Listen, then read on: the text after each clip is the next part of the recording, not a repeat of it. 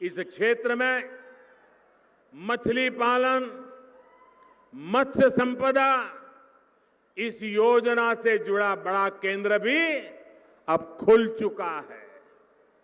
एक प्रकार से कृषि आधारित उद्योगों, स्टार्टअप्स को बढ़ावा देने के लिए जो जरूरी विशेषज्ञता चाहिए, उसमें समस्तीपुर की भूमिका को बढ़ाया जा रहा है।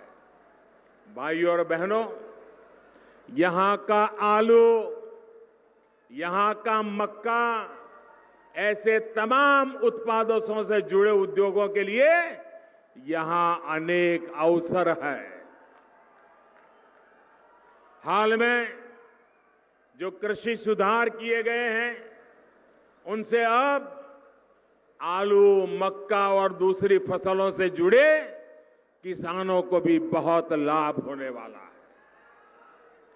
अब चिप्स के लिए, पॉपकॉर्न के लिए, पोल्ट्री फीड के लिए, फल सब्जी से जुड़े फूड प्रोसेसिंग उद्योगों के लिए रास्ता अब आसान हो रहा है। बिहार भाजपा ने इसके लिए किसानों के 1000 एफपीओ बनाने का भी संकल्प लिया है। वही केंद्र सरकार ने कृषि इंफ्रास्ट्रक्चर के लिए 1 लाख करोड़ रुपए का नया फंड बनाया है। किसानों के काम के लिए 1 लाख करोड़ रुपया। इससे यहां के किसानों, मछुआरों, पशुपालकों को भी बहुत लाभ होगा। लेकिन साथियों, जिनकी नीयत खराब हो, जिनकी नीति सिर्फ गरीबों का धन लूटने की हो, जो निर्णय सिर्फ अपने और अपने परिवार के स्वार्थ को ध्यान में रखते हुए लेते हो, वो ऐसे हर प्रयास का विरोध ही करेंगे। आज देश में कृषि क्षेत्र हो या देश की सुरक्षा से जुड़े काम, ये हर बात का विरोध कर रहे हैं। आज देश के गरीब को एहसास है कि एनडीए सरकार ने उसके लिए जितनी योजनाएं शुरू की, उसका कितना बड़ा लाभ उन्हें मिला है।